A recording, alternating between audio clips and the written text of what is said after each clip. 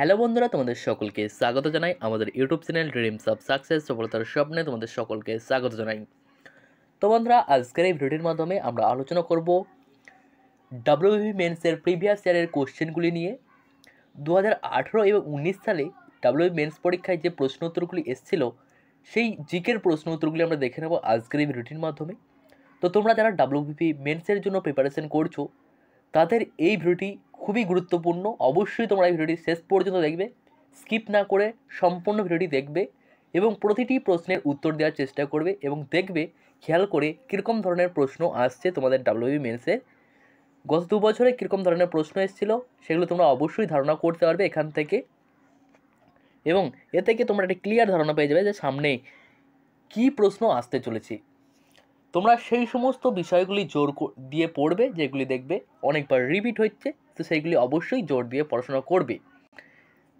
তো চলো বন্ধুরা, বেশি দেরি না করে আজকের এই ভিডিওটি শুরু করা যাক। তো ভিডিওটি শুরু করার আগে তোমাদেরকে একটি খুশির খবর জানিয়ে রাখি যে আমরা তোমাদের জন্য একটি ওয়েবসাইট তৈরি করেছি, যে ওয়েবসাইটের নাম হচ্ছে কুইজ বই, যেখানে আমরা ডেলি তোমাদের মক টেস্ট নিতে থাকছি।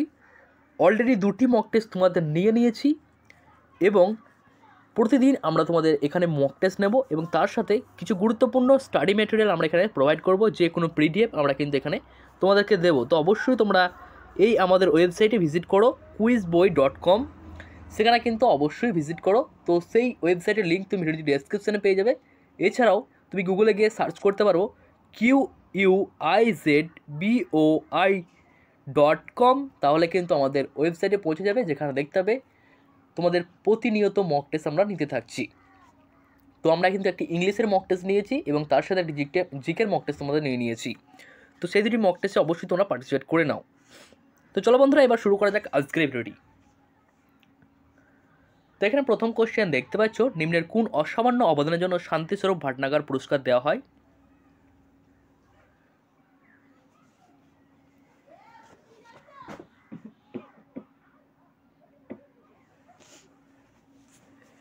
তো এখানে সঠিক উত্তরটি হয়ে যাবে অপশন বি, বিজ্ঞান ও প্রযুক্তি ক্ষেত্রে শান্তিস্বরূপ ভাটনাগর পুরস্কার দেওয়া হয়। তো বিভিন্ন পুরস্কার কিসের সাথে যুক্ত সে সম্পর্কে অবশ্যই আমাদের জেনে রাখতে হবে। তো এই বিষয়টা আমরা কিন্তু অবশ্যই তোমাদেরকে করিয়ে দেবো। পরবর্তী প্রশ্নটি আমরা দেখে নেব। পরবর্তী প্রশ্ন এখানে দেখতে পাচ্ছ, কেলভিন কিসের একক? তো বিভিন্ন একক সম্পর্কেও কিন্তু আমাদেরকে ধারণা রাখতে হবে। তো এটাও কিন্তু আমরা তোমাদেরকে করিয়ে দেবো পরবর্তী সামনে। তোমরা যদি এখন পারো তাহলে কিন্তু দেখে নিতে পারো, বিভিন্ন বইয়ে আছে এই এককগুলি। স্বল্প কটি আছে কিন্তু খুবই ইম্পর্টেন্ট প্রতিটি কম্পিটিটিভ এক্সামের জন্য। তো এখানে সঠিক উত্তরটি হয়ে যাবে অপশন বি, তাপমাত্রার একক হয়েছে কেলভিন। পরবর্তী প্রশ্ন এখানে দেখতে পাচ্ছ, নিম্নলিখিত কোনটি কম্পিউটারের প্রোগ্রামিং ল্যাঙ্গুয়েজ নয়? তো এই 9 প্রশ্ন উত্তরগুলি কিন্তু খুবই কঠিন হয়। বেশিরভাগ ক্ষেত্রে আমরা যেটি হয় সেটা করে দিয়ে আসি, কিন্তু 9টা আমার দেখতে পাই না। তো অবশ্যই কোশ্চেনগুলি ভালোভাবে পড়বে, তাহলে কিন্তু দেখতে হবে। তো বন্ধুরা, এখানে সঠিক উত্তরটি হয়ে যাবে অপশন সি। পরবর্তী প্রশ্নটি আমরা দেখে নেব। পরবর্তী প্রশ্ন এখানে দেখতে পাচ্ছ, ভারতবর্ষের কোন রাজ্যের ফণী সাইক্লোনের জন্য সবচেয়ে বেশি ক্ষতিগ্রস্ত হয়েছে?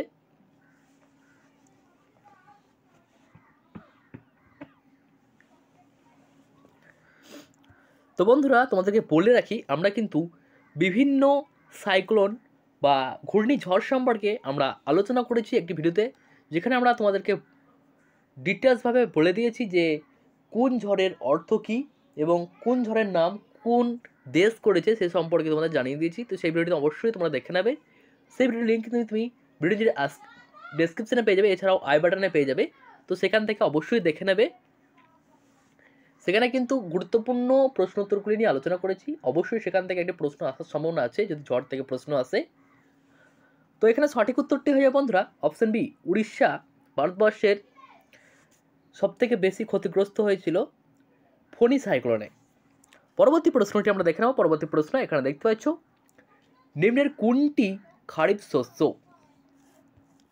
তো খারিফ শস্য হচ্ছে পাট, অর্থাৎ option D is the right answer.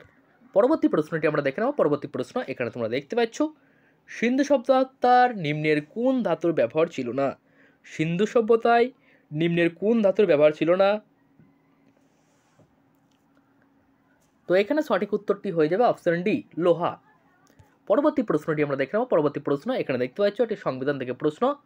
ভারতীয় সংবিধানের কোন সংশোধনীর মাধ্যমে ভোট অধিকারের বয়স 21 বছর থেকে কমিয়ে 18 বছর করা হয়েছে?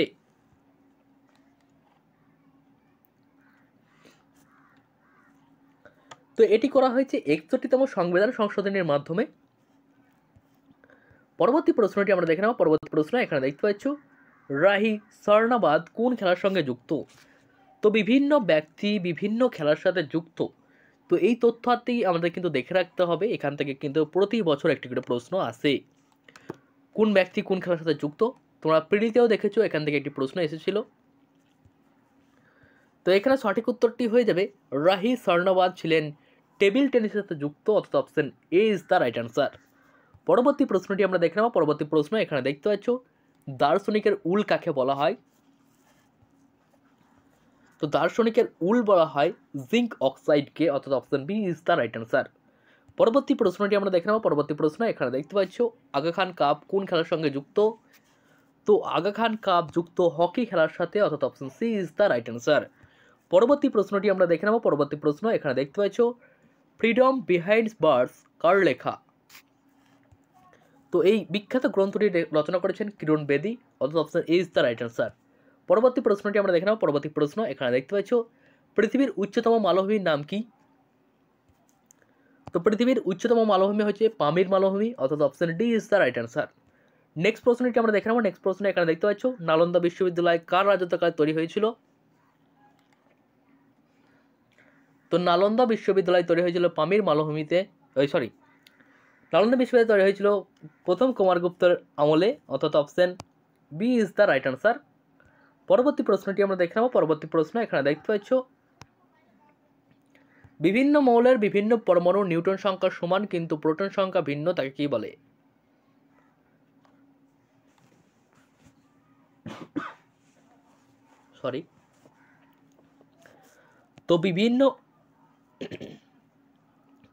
তো বিভিন্ন মৌলের বিভিন্ন পরমাণুর নিউটন সংখ্যা সমান কিন্তু প্রোটন সংখ্যা ভিন্ন, তাকে বলে আইসোটোন, অর্থাৎ option B is the right answer.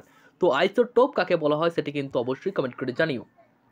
পরবর্তী প্রশ্ন এখানে দেখতে পাচ্ছ সূর্যের শক্তির প্রধান উৎস কি?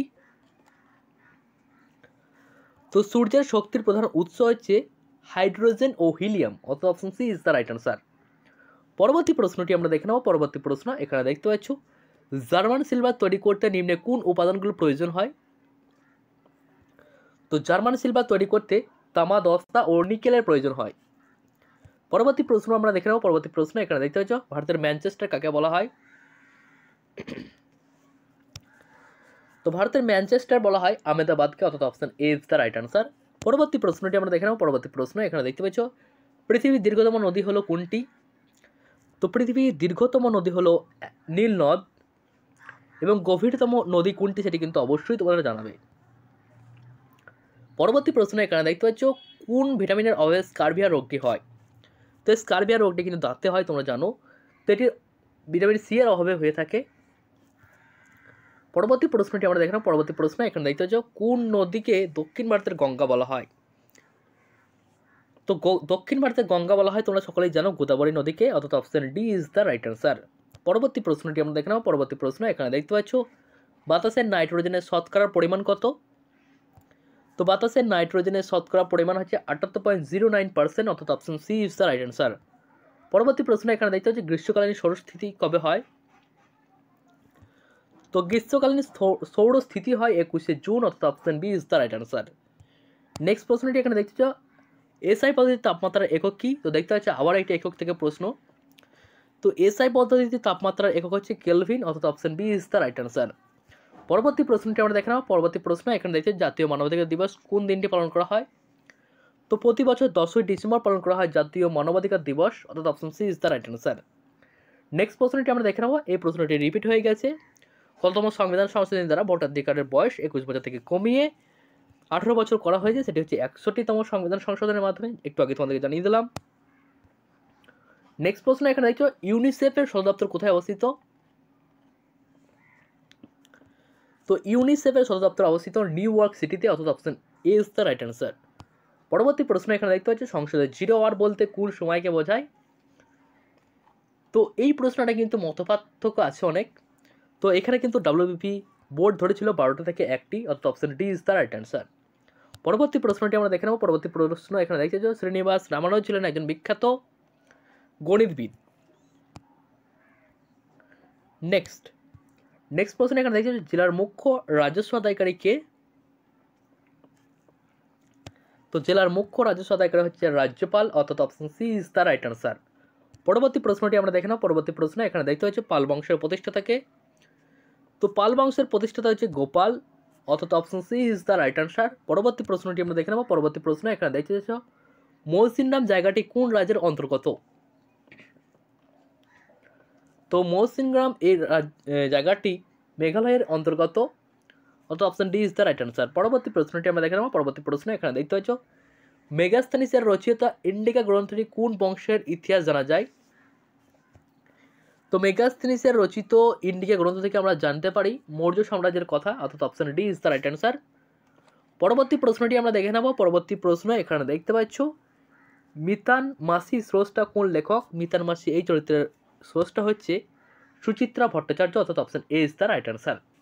পরবর্তী প্রশ্নটি আমরা দেখে নেব। পরবর্তী প্রশ্ন এখানে দেখতে পাচ্ছ পিএন ঠাকুর কার ছদ্মনাম? ছদ্মনাম থেকে কিন্তু একটি প্রশ্ন তোমাদের আসে, তো তোমরা সকলেই জানো পিএন ঠাকুর হচ্ছে রাসবিহারী বসুর ছদ্মনাম। পরবর্তী প্রশ্নটি আমরা দেখে নেব। পরবর্তী প্রশ্ন এখানে দেখতে পাচ্ছ রবি শস্য কোন সময়ে বপন করা হয়? তো রবি শস্য অক্টোবর ও নভেম্বর মাসে রোপণ করা হয়,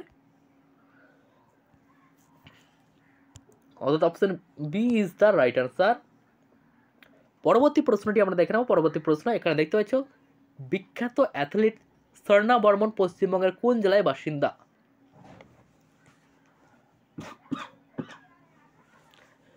তো দেখতে পাচ্ছ বিভিন্ন প্লেয়ারের বাড়ি কোথায়, সেটা কিন্তু খুব ভাইটাল পয়েন্ট তোমাদের ডাব্লিউবিপির জন্য, কারণ এখান থেকে একটি প্রশ্ন কিন্তু মাস্ট আসছে, তোমাদের প্রিলি বলো মেন বলো যেখানেই বলো সেখান থেকে কিন্তু আসছে।